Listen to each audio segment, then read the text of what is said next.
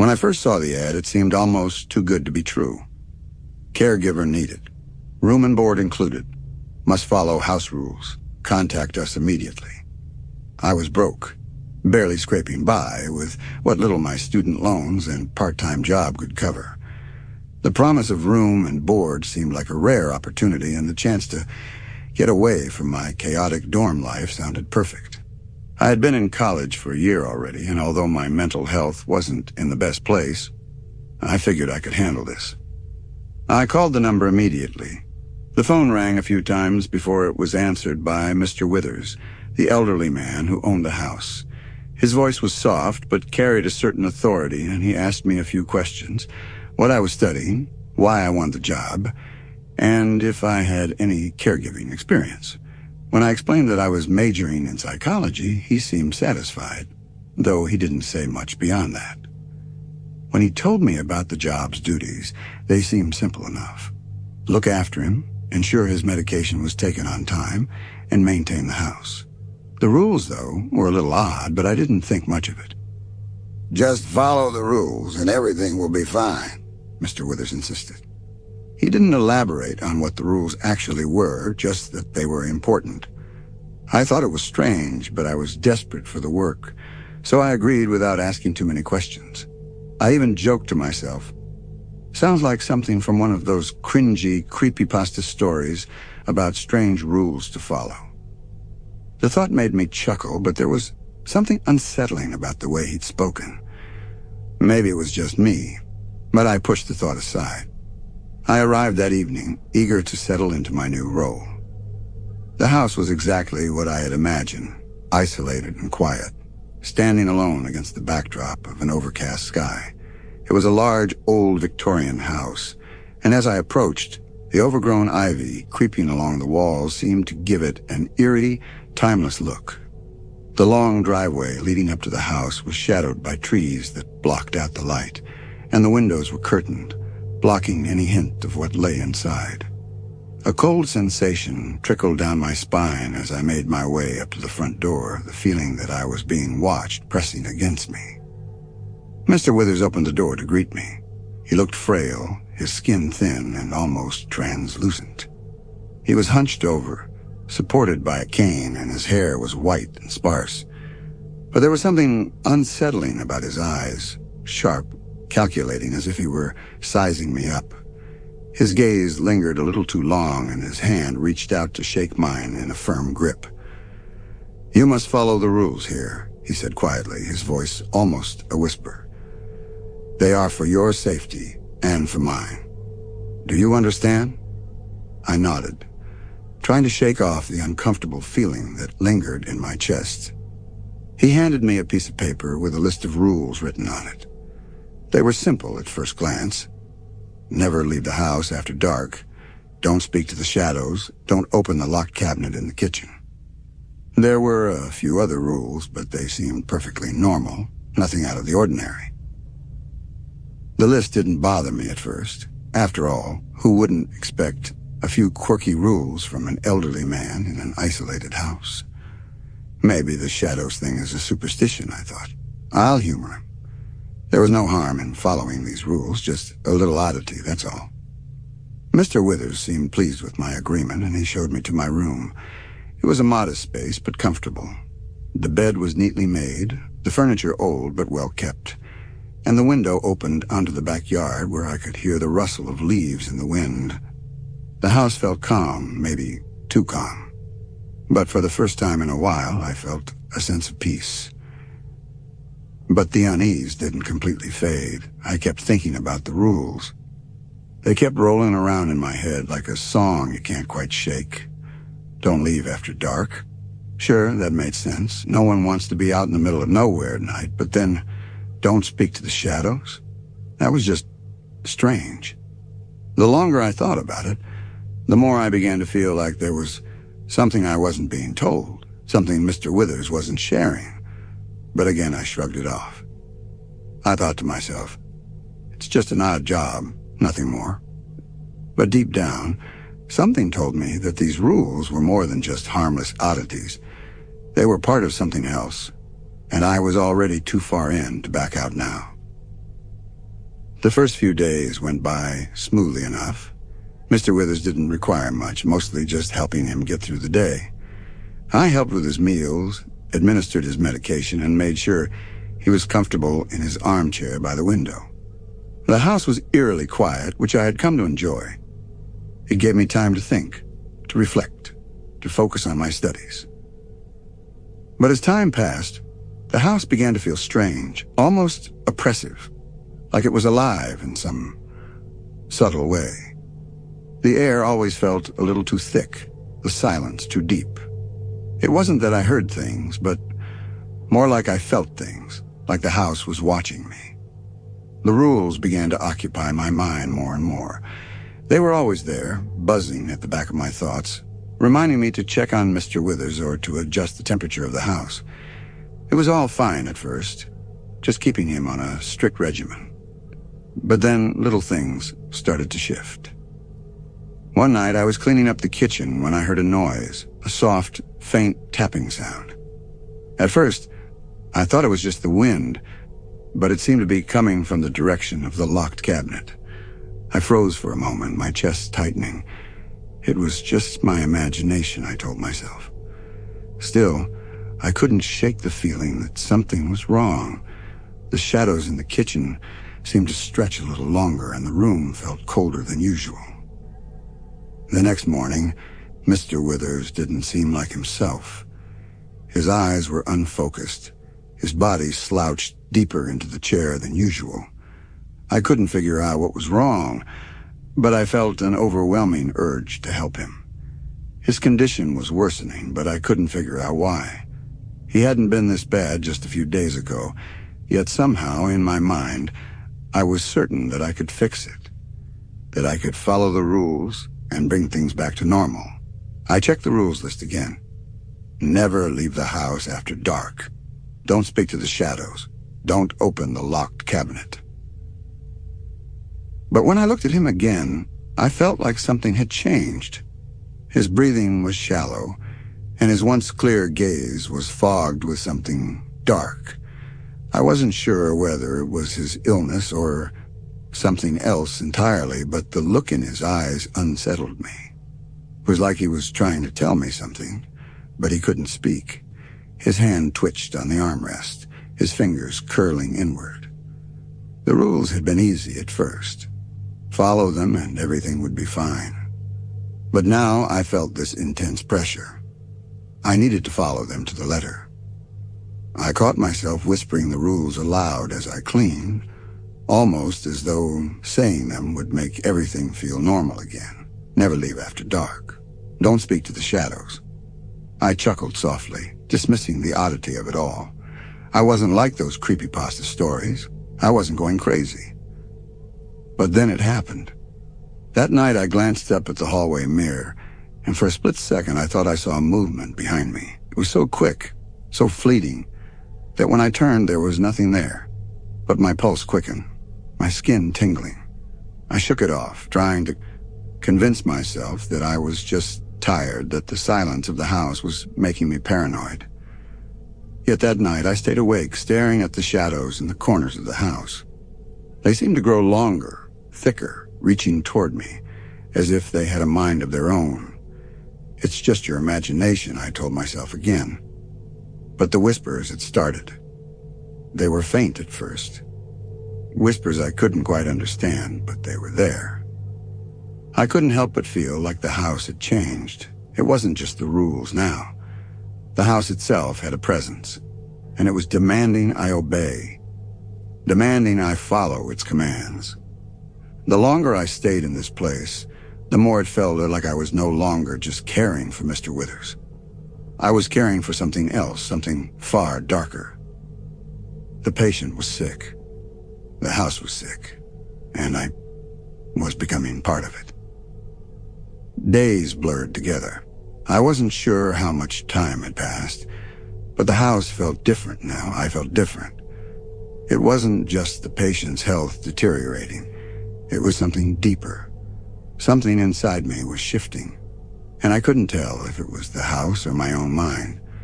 The rules kept running through my head on a loop. Never leave the house after dark. Don't speak to the shadows. Don't open the locked cabinet. They had started to define my reality, and the more I followed them, the more I felt like I was slipping into something else, something darker. Mr. Withers had become worse. His eyes were dull, his hands trembling with weakness, and he barely seemed to recognize me half the time. He would sometimes stare off into space, and I'd have to nudge him to remind him to take his medication.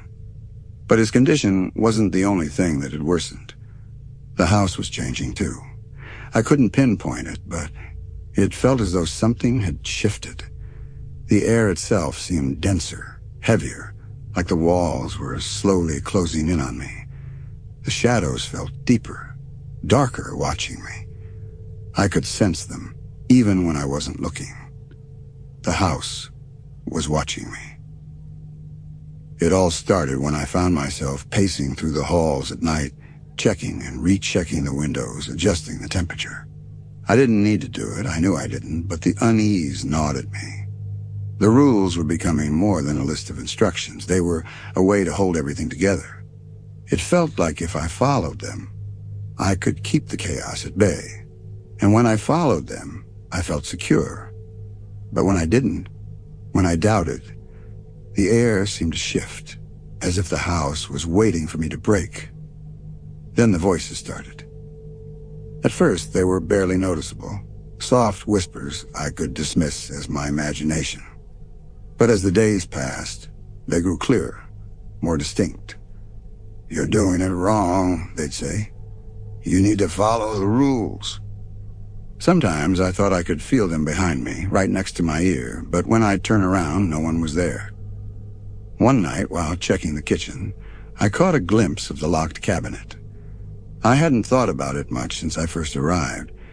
It was an old wooden cabinet, darkened by age, with heavy locks that Mr. Withers had insisted remain sealed. Why? I had no idea. But now that lock seemed to call to me. I tried to push it aside, told myself I wasn't supposed to open it. It wasn't part of the rules. But the longer I stood there, the more it seemed like I was being pulled toward it. My hands started trembling as I reached out. I knew I shouldn't. I knew. But I couldn't stop myself. The moment my fingers brushed the handle, it was as if something inside me snapped. A cold shiver ran through me, but I didn't pull away. I twisted the handle and the door creaked open.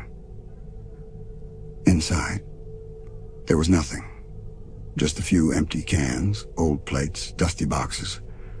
But one thing was different. A small, weathered envelope sat in the back corner. I pulled it out, my heart racing. It felt wrong to open it, but I had to. I opened it slowly, almost afraid to see what was inside. The note inside was simple, but its words sent a wave of unease through my entire body. "You have broken the rule." I looked around, disoriented, expecting something to happen. I expected the walls to close in on me, for the house to punish me. But nothing happened. Nothing except the weight settling in my chest. The crushing realization that I had done something wrong, that the rules didn't just matter. They were the house. I shut the cabinet, my hands shaking as I tried to make sense of it all. I went back to Mr. Withers, hoping to calm myself, but when I saw him, slouched in his chair, his eyes empty and hollow, I felt a shift in the air. The house wasn't just a house anymore. It was something more. It was a presence, alive, pulling at my sanity. The whispers were getting louder, circling around me like a swarm. I tried to shake it off, but the feeling wouldn't go away. The house had changed me. I could feel it in my bones. I had to follow the rules. They were the only things keeping me grounded. And the longer I stayed here, the more I became part of it. The shadows started to feel more real, the whispers louder. I couldn't stop thinking about them. Don't leave the house after dark. Never speak to the shadows. Don't open the locked cabinet. The rules were becoming my only reality, and the rest of the world seemed to fade away. Every decision I made, every action I took, was dictated by them. I had no choice. The house had won. I had done everything by the book. Everything. The rules had become more than just a list of instructions. They were a lifeline, a way to anchor myself to something solid. In a house that felt alive, pulsing with dark energy. The house was changing, and so was I. Each passing day made me feel more disconnected from reality, as if the walls were closing in. The whispers grew louder and clearer, and no matter how much I told myself it was my imagination, I couldn't shake the feeling that the house was alive, that it wanted something from me. It started small, tapping sounds at night, doors creaking when no one was near, a flicker of movement in the corner of my vision.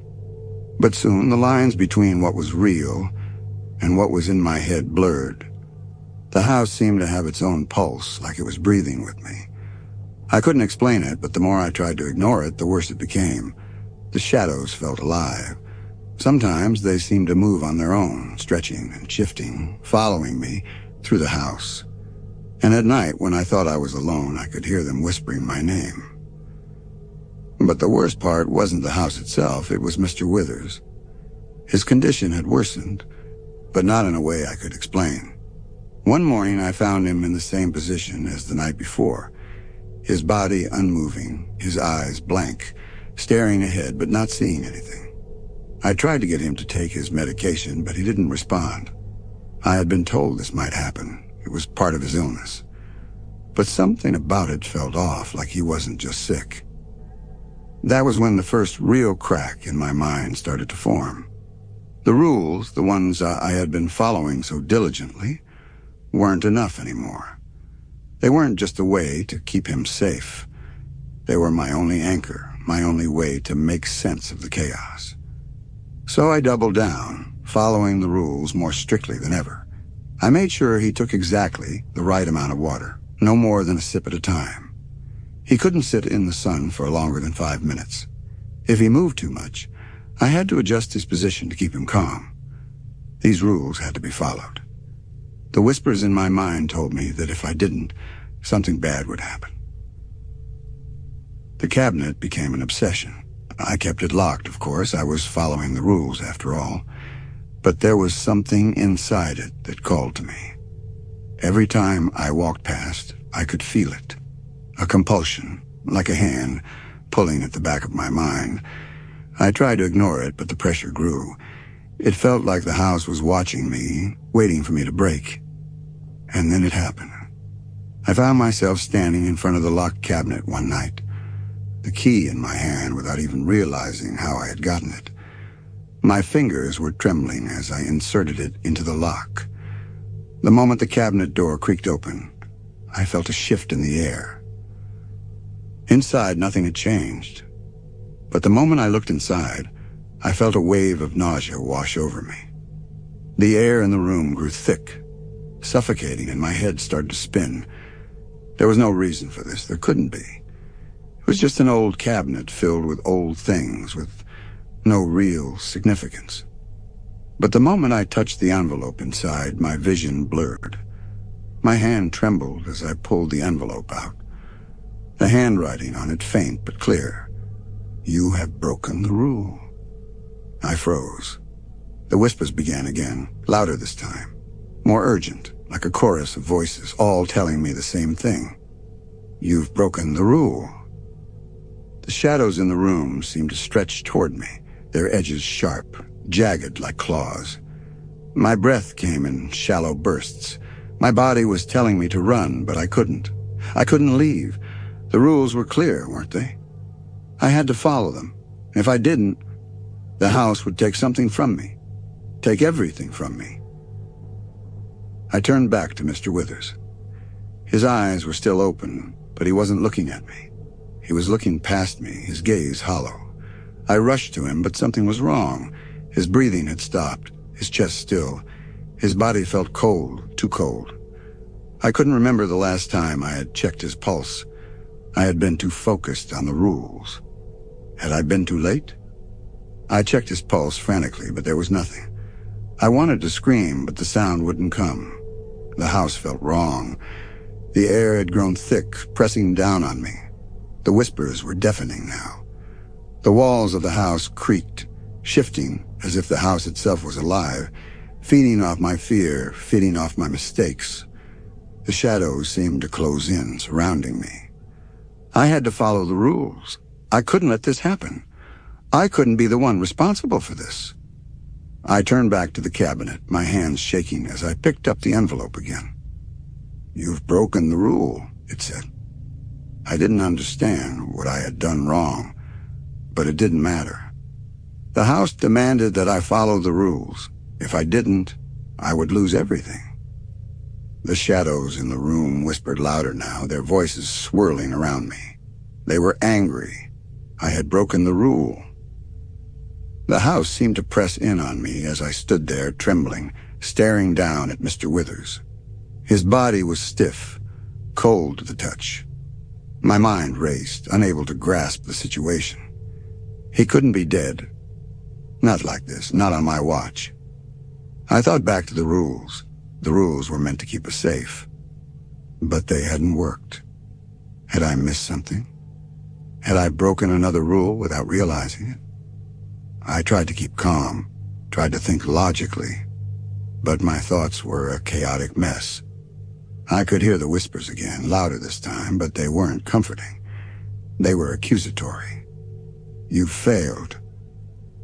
I scrambled for my phone to call an ambulance, but my hands wouldn't stop shaking. As I reached for the phone, I glanced out the window, and the darkness seemed wrong. The shadows outside stretched unnaturally long, bending in impossible directions. The air felt heavier than it had before, pressing in on me. I was suffocating, but I couldn't move. The rules were clear. Don't leave the house after dark. Don't break the rules. I dropped the phone, my breath shallow, and looked back at Mr. Withers, now fully aware that something had gone horribly wrong. He wasn't just sick. He was gone. But how? The sound of the door opening behind me startled me. 2 police officers stepped into the room, their expressions stern. "Is everything okay?" one of them asked, his voice flat. I could feel my heart racing again, but for some reason, I couldn't speak. I tried to explain, to tell them that I had followed the rules, that everything was supposed to be fine. But my voice faltered. I opened my mouth, but no words came out. The officer's eyes flicked between Mr. Withers' body and me. One of them pulled out a notebook and began writing things down. "You called us in?" he asked. I nodded, finally managing to choke out, He's gone. I don't know why. I followed the rules. I followed everything. He was supposed to get better." The officer didn't respond. He just glanced at his partner, then at the room, his gaze scanning the walls, the floor. His eyes landed on the cabinet. The cabinet. The same one I had opened. The one I shouldn't have touched. The one that held the key to everything. One of the officers walked over to it and tried to open it, but it was locked again. How? I had left it open. He looked back at me with a strange, questioning expression, then pulled out his phone to take a picture of the cabinet. I felt something deep inside me snap, my breath quickening again as the reality of the situation hit me. They weren't going to understand. They wouldn't understand. The rules weren't just rules. They were the only thing that kept the house alive, kept the darkness away. They were the reason Mr. Withers had been protected. But now it was too late. I had broken something. I didn't know what, but I had. I tried to explain, but my words made no sense. My mind was unraveling, the connection between the rules and the house fading into a haze. "Sir, you need to calm down." The officer's voice was stern, but his words barely registered. I was barely aware of what was happening around me. The house was consuming me. I had been too focused on following the rules, and now everything was falling apart. I had ignored the warning signs, convinced myself I was still in control, that the house would protect me. But the house wasn't protecting me. It was consuming me, just like it had consumed Mr. Withers. The officers cuffed me before I even realized it. I was too disoriented to argue, too shaken to fight back. They pulled me out of the room, their voices distant and muffled in my ears. All I could think about was the house, the rules, the way everything felt wrong now. I woke up in a sterile white room.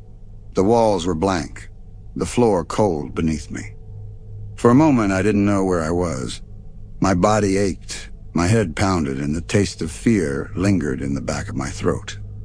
The last thing I remembered was the officers, dragging me away from the house, their faces twisted in confusion and concern, and then nothing. When I opened my eyes again, I realized I wasn't in my room at the house anymore. The door was locked. I wasn't sure what time it was. The silence around me felt suffocating, but it was different now. This wasn't the house. The walls didn't breathe here. There were no shadows stretching toward me. And yet, in the silence, I could still hear the whispers. You're still here. You're still part of it. I closed my eyes, but it didn't stop. The whispers got louder. The rules were still there in my mind, relentless and unyielding. I had to follow them. They kept me safe. But the house was gone. This place wasn't real. The door opened, and a man in a white coat stepped in. He was holding a clipboard, his face unreadable. I didn't want to talk to him. I didn't want to explain anything anymore. The house, the rules, Mr. Withers, they were all a part of me now, a part of my mind. I couldn't escape them. Tom, the man said softly, his voice calm but firm. We've been through this already. We just need you to tell us what happened. Why did Mr. Withers die? You were supposed to be his caregiver, but instead, you've been charged with neglect. Do you understand that? I stared at him, confused. What was he talking about? I wasn't negligent. I had followed the rules. I had done everything right. But then the memories came crashing back. The cabinet, the whispers, Mr. Withers lying motionless in his chair. My heart sank. And the walls of the room seemed to close in around me. Had I failed him? The rules had been clear, but now, as I thought about it, I wasn't so sure. What if I had made a mistake? What if the house had made me do it? Had twisted my mind until I couldn't see what was real anymore? The doctor leaned in closer, his voice lowering. Tom, you've been here for several days now. We're trying to help you. But you need to understand that the house, the rules, they weren't real. It was all part of your mental illness. The mold in that house, it triggered something in you. We found traces of it in your bloodstream, and your mental state was deteriorating rapidly. You were hallucinating, Tom. That's why you did what you did. I shook my head, trying to block out the truth. The house wasn't a hallucination. The rules weren't just in my mind. They couldn't be. It was real. It had been real. Mr. Withers was real. No, I whispered, almost to myself. I wasn't crazy. I followed the rules. I wanted to scream, but I couldn't. The whispers were getting louder again, pounding in my skull. You failed. You broke the rule. You're still part of it. The doctor sighed, his face filled with pity. He stood up and started to walk toward the door. We're going to keep you here for a while, Tom. We need to help you sort through what happened. You're mine. But I couldn't hear him anymore. The whispers drowned out his voice, the walls closing in as the house started to press down on me again.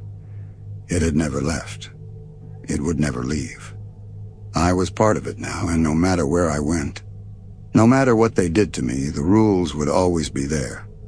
They would always be inside me. I followed the rules, I whispered to myself. I followed them all. The house, it was real. As the doctor closed the door behind him, I let the darkness take over. The house was still watching. It would always be watching.